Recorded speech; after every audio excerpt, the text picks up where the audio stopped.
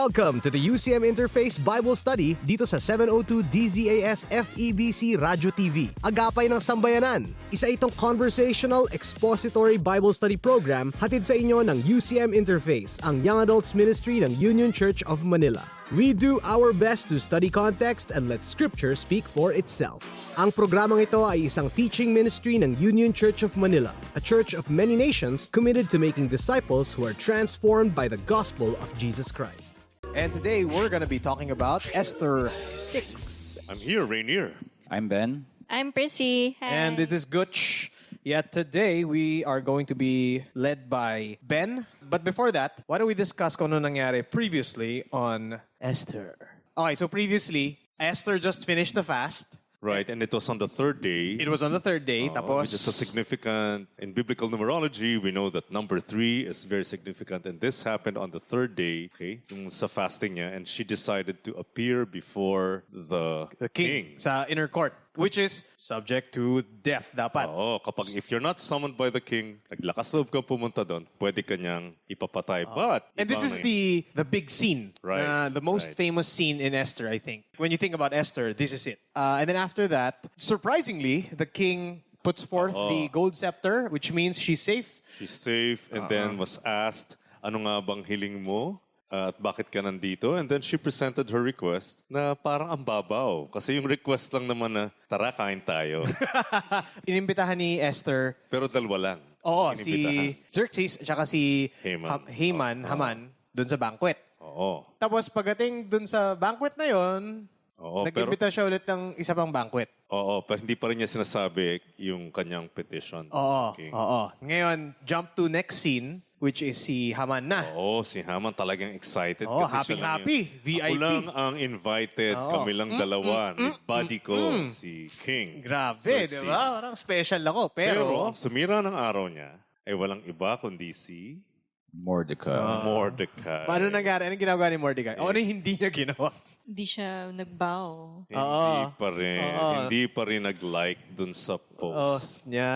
Pero uwi siya, bad trip, and then Nagsumbong sa misis. actually nagpa-PR convention to talk about himself. Right. Diba? Na grabing yaman ko, dami ko mga anak. Ako pa Yaman yung ko. honored ako ng king. Pero lahat to, wala tong halaga. Pag hindi ni-like ni Mordecai yung post ko, hindi, wala halaga lahat. So ang suggestion ng wife and his friends was to set up a pole sobrang taas. 75 feet. 75 feet tall. Tapos, impale mo si Mordecai And that's doon. where you will impale Mordecai. Mga exage talaga eh. Pero Right. fits Haman's personality. At That's siya true. naman, uy, maganda yan. Sige nga. Okay. So that's where it ends, where he's like, oh, I like that suggestion. Let's do it. And now, on Esther 6. Esther 6. That night, the king could not sleep, so he ordered the book of the Chronicles, the record of his reign, to be brought in and read to him. It was found recorded there that Mordecai had exposed Bigthana and Teresh, two of the king's officers who guarded the doorway, who had conspired to assassinate King Xerxes. What honor and recognition has Mordecai received for this? The king asked. Nothing has been done for him, his attendants answered. The king said, Who is in the court? Now, Haman had just entered the outer court of the palace to speak to the king about impaling Mordecai on the pole he had set up for him. His attendants answered, Haman is standing in the court. Bring him in, the king ordered. When Haman entered, the king asked him, What should be done for the man the king delights to honor? Now Haman thought to himself, Who is there that the king would rather honor than me? So he answered the king, For the man the king delights to honor, have them bring a royal robe the king has worn, and a horse the king has ridden, one with a royal crest placed on its head. Then let the robe and horse be entrusted to one of the king's most noble princes. Let them robe the man the king delights to honor and lead him on the horse through the city streets, proclaiming before him, This is what is done for the man the king delights to honor. Go at once, the king commanded Haman. Get the robe and the horse and do just as you have suggested for Mordecai the Jew, who sits at the king's gate. Do not neglect anything you have recommended." So Haman got the robe and the horse. He robed Mordecai and led him on horseback through the city streets, proclaiming before him, "This is what is done for the man the king delights to honor." Afterward, Mordecai returned to the king's gate, but Haman rushed home with his head covered in grief, and told Zeresh his wife and all his friends everything that had happened to him. His advisors and his wife Zeresh said to him, "Since Mordecai, before whom your downfall has started, is of Jewish origin, you cannot stand against him. You will surely come to ruin." While they were still talking with him, the king's eunuchs arrived and hurried Haman away to the banquet Esther had prepared. What's happening? What are the big scenes, big chunks? There are three big chunks. Verse 1 to 3, that chunk is basically when King Xerxes, for whatever reason or another, cannot sleep. And then finds out about what Mordecai did to save his life. And realizes na, oh, I haven't rewarded him. Verse 4 to 9 is, so ngayon, Xerxes wants to reward Mordecai na. And he was asking for an official to help him, to get an advice as to how do I reward Mordecai. Just so happens that Haman was on his way to the court for the very reason that he was about to tell the king na, I want to build this huge stake to stick Mordecai in. But then, hindi niya alam na he was going to be asked by the king, how should we reward Mordecai? The last part is 10 to 14. After Haman had told the king what to do for Mordecai, Well, unknowingly. then he realizes na, oh, it's for Mordecai. Then he gets told by the king na, sige, ikaw gumawa para kay Mordecai. So it's like, okay. So he did. After he's done it, he went home ashamed and cowarding. All right, so those are three chunks, and we will start.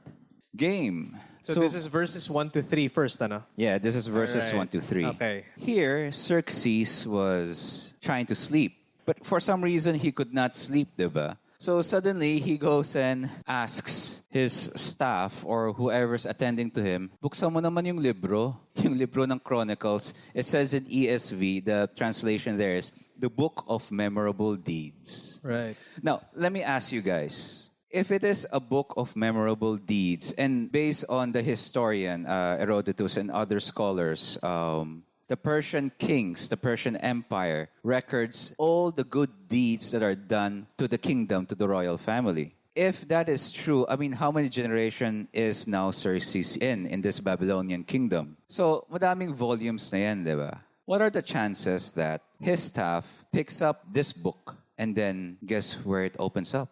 Dun pa sa good deed na ginawa ni Mordecai. which is in verse 2. It was found recorded there that Mordecai had exposed Bigthana and Teresh. What's the chance of that? Aside from the numerous volumes, they have to open up to that exact page. Yan. So let me ask you, what theme is continually being presented here?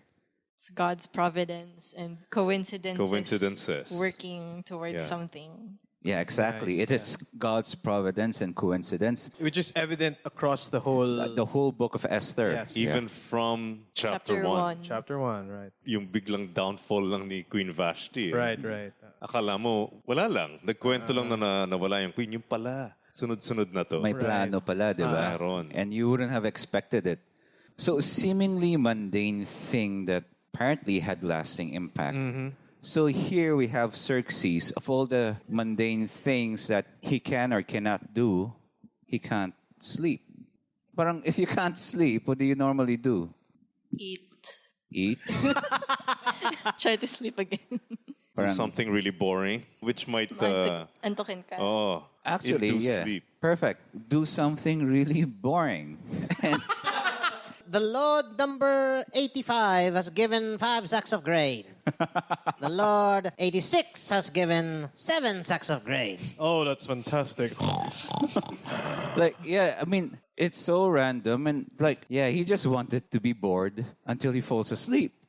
The thing is, what was it that the king found out when his attendants were reading the book of good deeds? That would be... Let's see verse 2. Yeah. Says here, it was found written how Mordecai had told about Bigthana and Teresh, two of the king's eunuchs who guarded the threshold and who had sought to lay hands on King Xerxes. Nabasa ng attendants niya na Mordecai foiled a plot to kill you. Yung king, gulat siya. Yeah, nagulat yung king. So what was done? What was done to him who saved me? Wala pa po, sir. Kailan ba nangyari to? How long ago did this happen? Esther was queen for maybe 2 to 3 years. Then the plot to kill The king. The king by Bigthana and Teresh was foiled by Mordecai. But he was not rewarded then. And that was something that we discussed then. Parang why? Why wasn't he rewarded then? So now, 2 to 3 years after, Xerxes can't sleep, random night, random page, bam. Tapos tinanong niya, ano na yung price nitong si Mordecai for saving my life? Sir, wala pa po. What? Nothing has been done for him? And why is it so important that Persian kings reward people who do good deeds for them? It's good PR. Yeah. And the fact that it's a kingdom born out of conquest, you're bound to have a lot of enemies. Even the very people under your rule who would have been like, in one way or the other, ni-subjugate nila eh. So they're not necessarily like always on your side.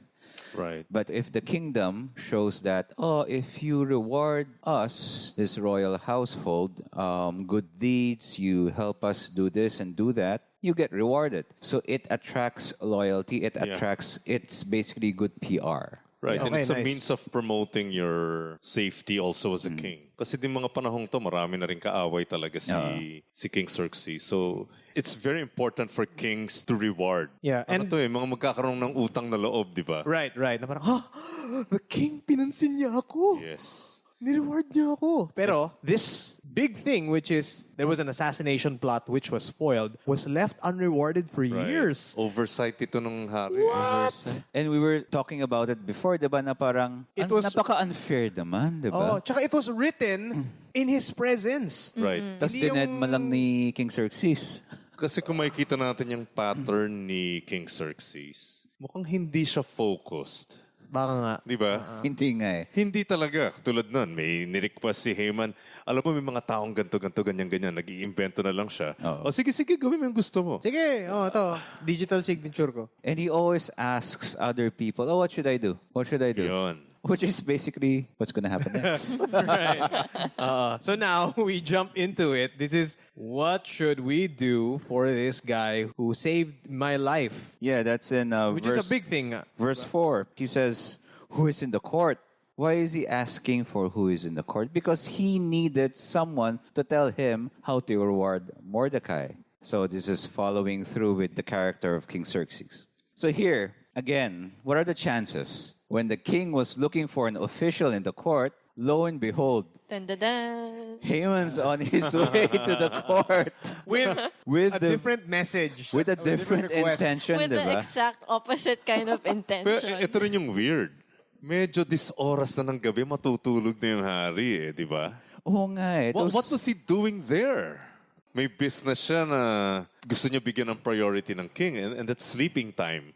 Haman just can't get over Mordecai or He can't cannot wait even till the next postpone day, it. diba? Now na. No, na. In my footnotes, it says that this may have been in the morning, just as Zeresh, his wife, advised him in 5:14. Like, go to the king in the morning, so you can let him know about the plan about the gallows. Well, that's a very good point. Ibig sabihin, napuya talaga yung hari. Or it could be, his wife suggested go in the morning, pero siya, Atate. hindi na ako makahintay ng umaga pa. Gusto ko nang ngayon pumunta na. Baka pwedeng ganun. Pwede din. But whatever the timing is, it shows that Haman was very impatient. Yeah. And he wants his business or his concern to be addressed immediately by the king. Because it's more important than anything else in the world. Right. Yeah.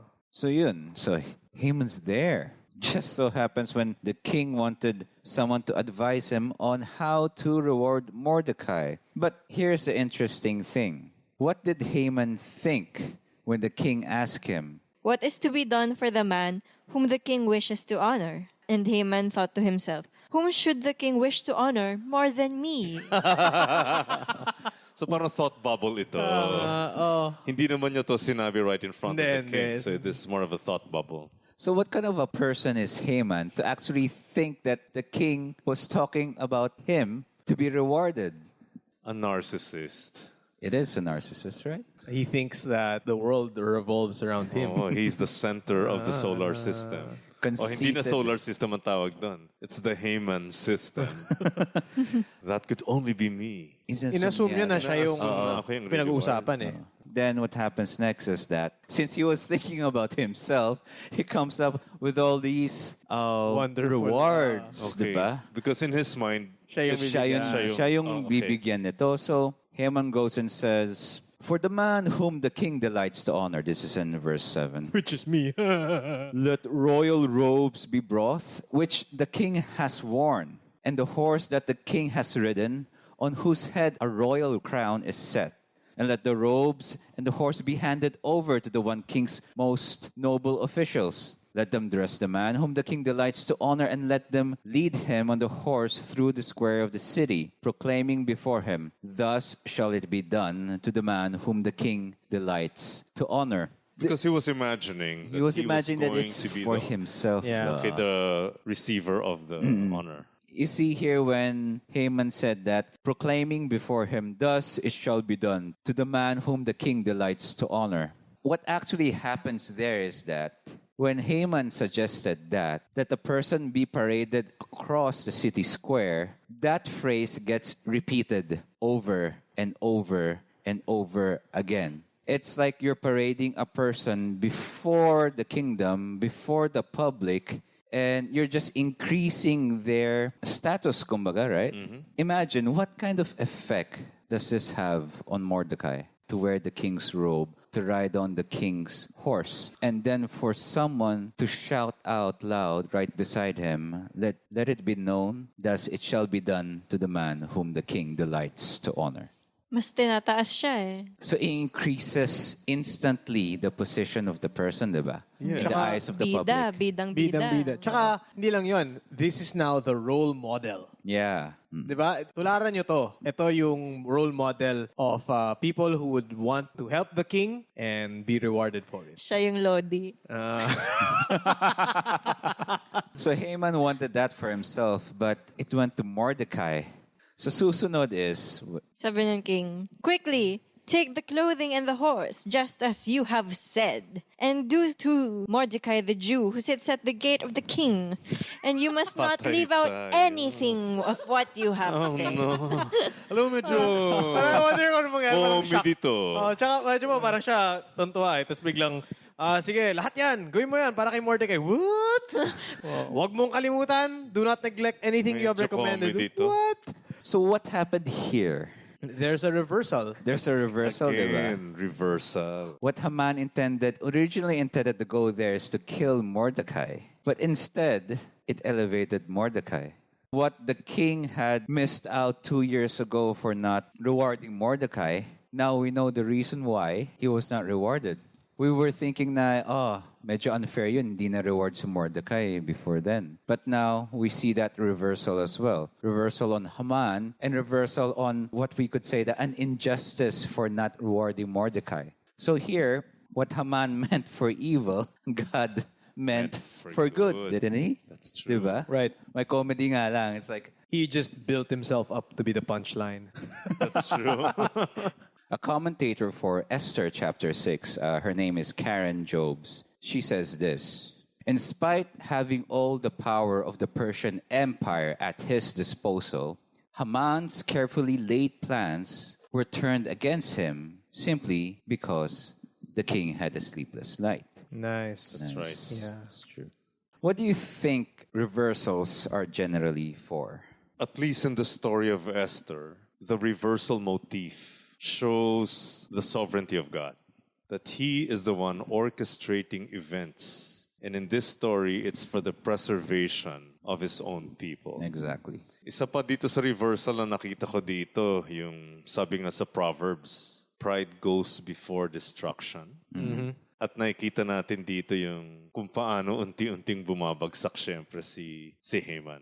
Well, Mordecai, we know, is not a perfect character, but he's the victim of Haman. And what the Lord is doing here is he's exalting the victim and putting down the oppressor. Did any of the reversals happen because someone planned it to be so? Hindi naman sila yung nag-cause eh. Hindi naman hawak ng mga tao eh. No. Yeah. Di ba? It's all... Coincidence. in parentheses, coincidence. So it also shows na God is moving, even if it's not that obvious. None of it happened because anyone did anything. So, next question. How many coincidences were in this chapter alone? Unang-unang coincidence na nangyari yung the king could not sleep, was Right. having insomnia. And then second was, pinabukas niya yung libro, random page, na andun yung work ni Mordecai. The next one was Haman suddenly just happened to come in, With his own intention. with his own agenda. Oo. Then because of his own agenda, he ends up elevating Mordecai. Right. Right. Yeah. So that's around like 5 or 6 coincidence there. But actually, they should be called like providences, diba? Yes, I think by now it's becoming clearer that this is providence. This is God acting very covertly, hindi natin nakikita. Pero sobra na kasi eh. Statistically, pag titingnan mo yung all the coincidences, this could only be the hand of God working in the favor of the Jewish people. So with that in mind, God working through these providences, in your life, have you seen these providences happen to you? When I moved to New York City to work as a missionary, ito yung panahon na karon nung yung attacks sa World Trade Center, and it also affected the economy of the US. I was a missionary raising support, meaning bumagsak yung aking financial support for the ministry because the economy also crashed. Isa lang yata ako dun sa mga OFW, so to speak, na uuwi ng bansa na walang pera. My desire was to work in Manila. My expertise was in working with international students. And I thought, Lord, I really want to be in Manila because there are more international students in Metro Manila. And with all the training, experiences, I thought I was ready to move to Manila. Ang problema ko, wala akong pera.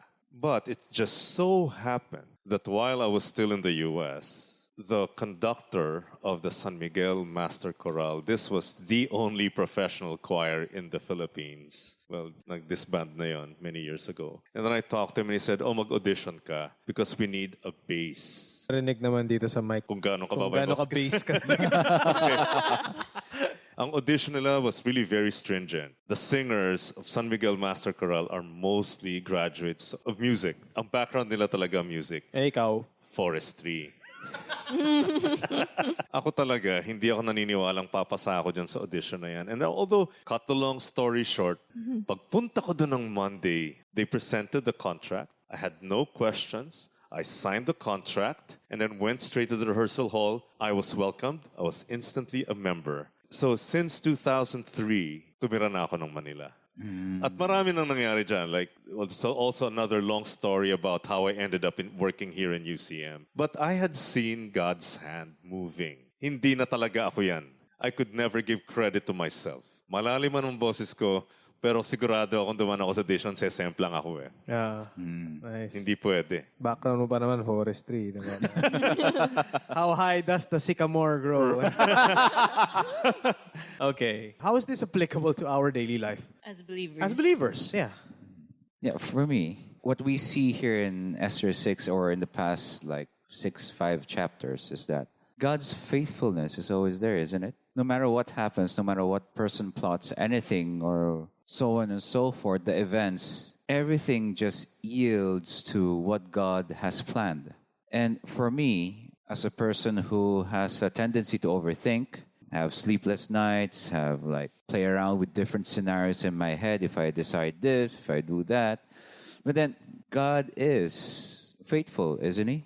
The fact that God is faithful and he is unchanging, for me, I have that rested assurance that no matter what happens in my life is in his hands.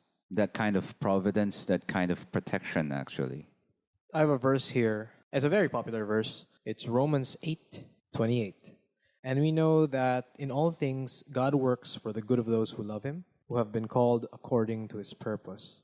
And I think that's a great assurance for us as well. And these are the words of Keller. All bad will turn out for good, all good will remain, and the best is yet to come. Yes. So it's not the promise that it will be good for our situation, but rather in the big story. In the big story, it works together for God's purposes. And because we know the character of our Father, who is all loving, all good, and is wiser and more just than us, we can trust Him in the path, in the story that He is leading. And God, being the author of our lives, will definitely direct our steps. I'm reminded of Proverbs 16:9, and reading from the NASB, the mind of man plans his way, but the Lord directs his steps. And sometimes we think we can just do things independently. Na parang wala ang involvement ng Diyos. But it is very clear that the Lord is orchestrating events in our lives. And it has nothing to do with us. It has nothing to do with whether we are faithful to Him or not. He will remain faithful. And God, being a sovereign God, will direct our steps. But what will be fulfilled is His plan. No one can ever thwart His plans. Yeah. For me, as a student, in a way, it was a hard reality to know that it's not my plans that's gonna happen in my life, but it's really God's plan. I'm a dental student. Our course is normally 6 years long, but it's actually universal. Like when I went to the other countries to present our research, a lot of dental students get delayed. It's a normal thing to get delayed. Our course is already long and we're going to stay longer because we're delayed. So it's very disheartening. And at first, I was planning to graduate on time because I'm an achiever. I really did my best in my studies. But so many things were out of my control. We don't have enough chairs. Sometimes the professors can't come to be on duty. Sometimes, well, actually, most of the time, the patients cancel. They don't come. They're late. They don't meet the cutoff times. Every day, my plans would change. There wasn't a single day that everything I planned went according to plan. Right. Buti na lang yung prophylaxis ko, bumabalik-balik ako. Hindi. Thanks, Gurch. Nakasama ako sa pag-graduate ni... Thank you. So, in the last semester that I was supposed to graduate, in my first shift, sa dentures pa lang, I started seeing, based on my progress, that I'm not going to finish on time this year. And it struck me really hard and I struggled. I would cry every day after clinics because I was like, God, why is this happening? I'm doing my best, putting a lot of effort. I'm not being lazy. But why am I not graduating on time? And eventually, the Lord had to teach me through this experience that what's going to happen is under His sovereignty. It's not just because I'm a Christian, good things will happen to me. It's really anything can happen, but all these things are under God's control and not mine. Ang tawag doon, baka na Mordecai ka. Yeah. But there 2 to 3 years after, tsaka dumating yung price eh. Parang gano'n. But God is still good and I will finish in His timing. Yes. Right. And yun yung keyword, I think. In His timing. His time, yeah. In His timing, and it's never ours. And because His timing is always better It is. than what we had in mind. Yung nga, diba yung kay Mordecai? Hindi Just siya ni-reward agad. Timing ni Mordecai was for a bigger purpose. Yeah. So I think that's something that we can leave our listeners. Baka kayo rin magkaroon ng Mordecai moment. Yeah. May you trust the Lord's timing and not your own. Amen. See you on chapter 7. See you. See you. See you.